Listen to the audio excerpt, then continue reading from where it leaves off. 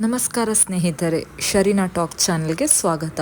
ಇಂದಿನ ಈ ವಿಡಿಯೋದಲ್ಲಿ ಚಿಕನ್ ಪೆಪ್ಪರ್ ಹೇಗೆ ಮಾಡುವುದು ಎಂಬುದರ ಮಾಹಿತಿಯನ್ನು ನಿಮಗೆ ಕೊಡ್ತಾ ಇದ್ದೇನೆ. ಸೊ ಈ ವಿಡಿಯೋವನ್ನು ಸ್ಕಿಪ್ ಮಾಡದೆ ಸಂಪೂರ್ಣವಾಗಿ ನೋಡಿ.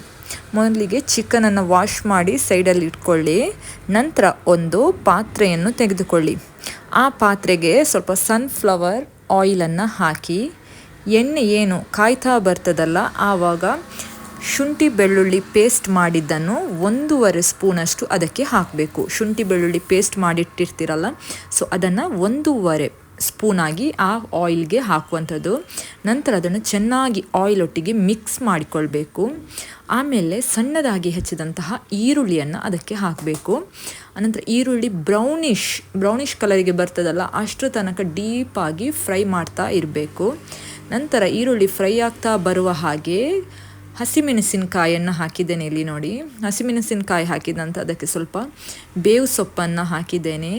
ನೆಕ್ಸ್ಟ್ ಅರಿಶಿನ ಹುಡಿ, ಜೀರಿಗೆ ಮತ್ತು ಕೊತ್ತಂಬರಿ ಹುಡಿ, ಗರಂ ಮಸಾಲ, ಚಿಕನ್ ಮಸಾಲ ಅಂಥದ್ದನ್ನೆಲ್ಲ ಹಾಕಿದ್ದೇನೆ. ಇಲ್ಲಿ ನಿಮಗೆ ಎಷ್ಟು ಬೇಕು ಅಷ್ಟು ಹಾಕ್ಕೊಳ್ಳಿ.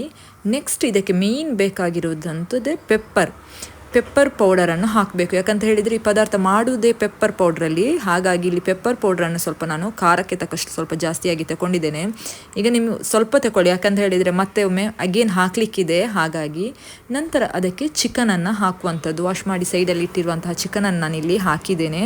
ಚಿಕನನ್ನು ಹಾಕಿ ಇದನ್ನು ಚೆನ್ನಾಗಿ ಆ ಮಸಾಲೆ ಎಲ್ಲ ಚಿಕನ್ಗೆ ಹಿಡ್ಕೊಳ್ಬೇಕು. ಆ ರೀತಿಯಾಗಿ ಅದನ್ನು ಮಿಕ್ಸ್ ಮಾಡುವಂಥದ್ದು. ಚೆನ್ನಾಗಿ ಮಿಕ್ಸ್ ಮಾಡಬೇಕು. ಇಲ್ಲಿ ಈಗ ನೋಡಿ ಮಿಕ್ಸ್ ಆಗಿದೆ.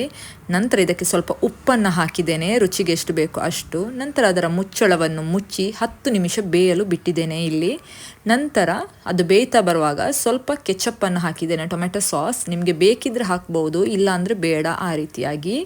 ನಂತರ ನೋಡಿ ಈ ರೀತಿ ಬೇಯ್ತಾ ಬರಬೇಕಾದ್ರೆ ನಂತರ ಮುಚ್ಚಳವನ್ನು ತೆಗೆದು ಒಂದು 10 ನಿಮಿಷ ಬೇಯಲು ಬಿಡಬೇಕು. ಮುಚ್ಚಳ ಹಾಕದೆ ಇಲ್ಲಿ ಮೊದಲು ಮುಚ್ಚಳ ಹಾಕಿ ನಂತರ ಮುಚ್ಚಳವನ್ನು ತೆಗೆದು 10 ನಿಮಿಷ ಇಲ್ಲಿ ಬೇಯಿಸಿದ್ದೇನೆ. ಕೊನೆಯಲ್ಲಿ ಮತ್ತೊಮ್ಮೆ ಪೆಪ್ಪರ್ ಪೌಡರನ್ನು ಹಾಕಿದ್ದೇನೆ. ಸೊ ನೀವು ಮೊದಲು ಹಾಕುವಾಗ ನೋಡ್ಕೊಳ್ಳಿ, ಮತ್ತೊಮ್ಮೆ ಹಾಕಲಿಕ್ಕಿದೆ ಪೆಪ್ಪರ್ ಪೌಡರ್.